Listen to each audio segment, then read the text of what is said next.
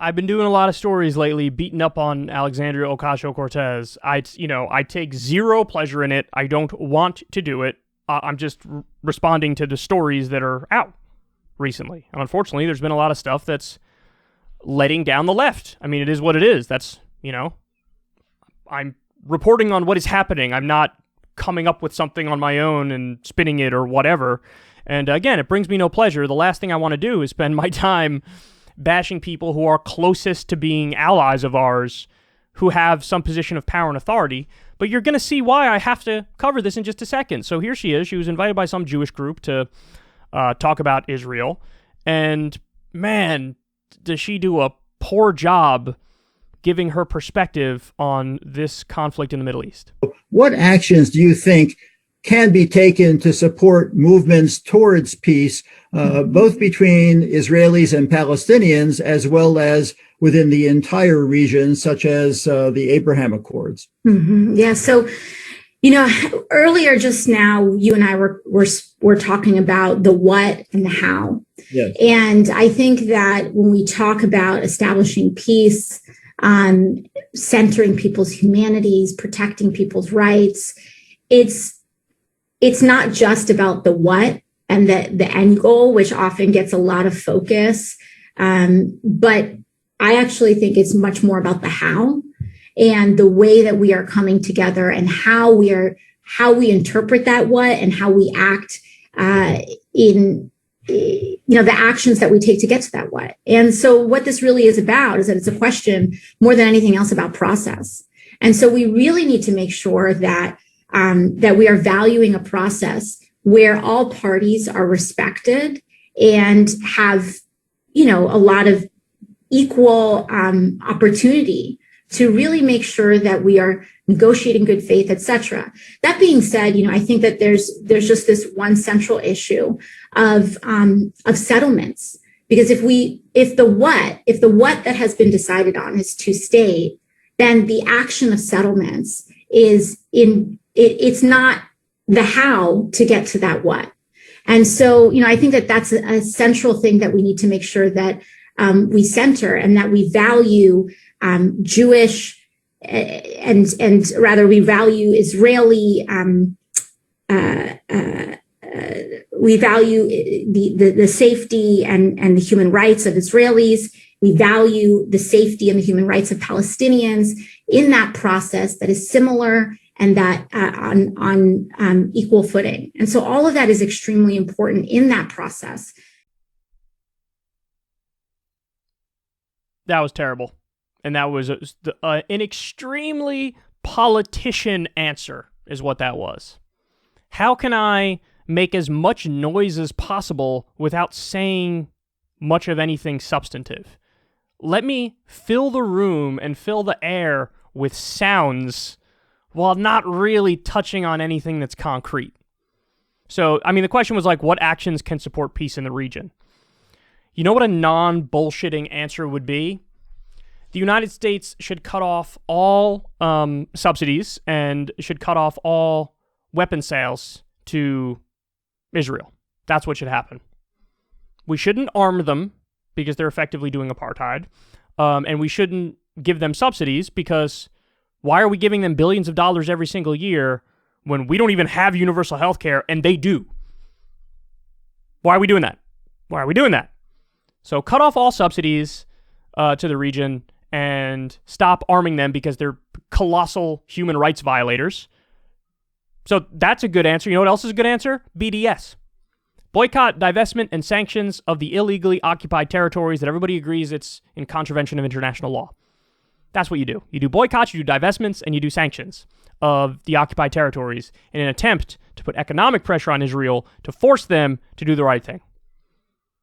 That's a non-bullshitting answer. What actions can support peace in the region? There's your non-bullshitting answer. BDS, cut off subsidies to Israel, and cut off arms sales to Israel. There you go. There you go. None of that was said. The closest we got to anything substantive was that she said the word settlements.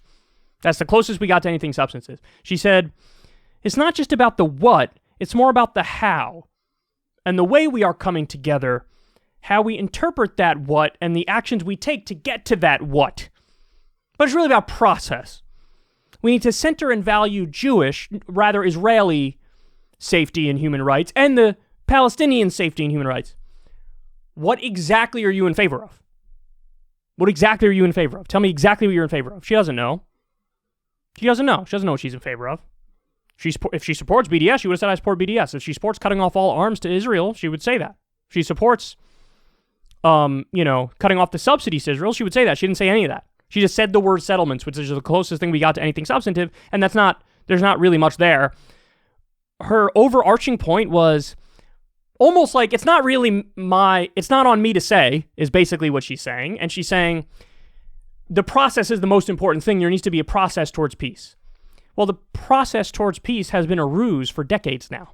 Nothing's come of the process towards peace. Really, all that does is it allows Israel to stonewall the world and gaslight the world as they continue to expand their illegally occupied territories. So that's what the process has actually gotten us, and she alludes to the two-state solution there. Listen, I didn't originally have this view, but I like to grow and learn more based on the evidence and based on what's occurring. And what I see now is that, it appears like the two-state solution is also a total ruse. Because all they do, just keep arguing, well, we need a process towards peace and a two-state solution. The more you say that, the more you gaslight everybody, and the more you buy time to continue to expand to effectively do apartheid and even ethnic cleansing of the Palestinians. And so if you listen to activists, the real thing they're calling for is, what if we had one state with democratic rights for everybody? So that's the real solution. Have one state and have democratic rights for everybody, including Palestinians. But they don't want that. They don't want that. They want to continue to have an identity-based state, a Jewish state where you have people who are not Jewish are second-class citizens, if citizens at all.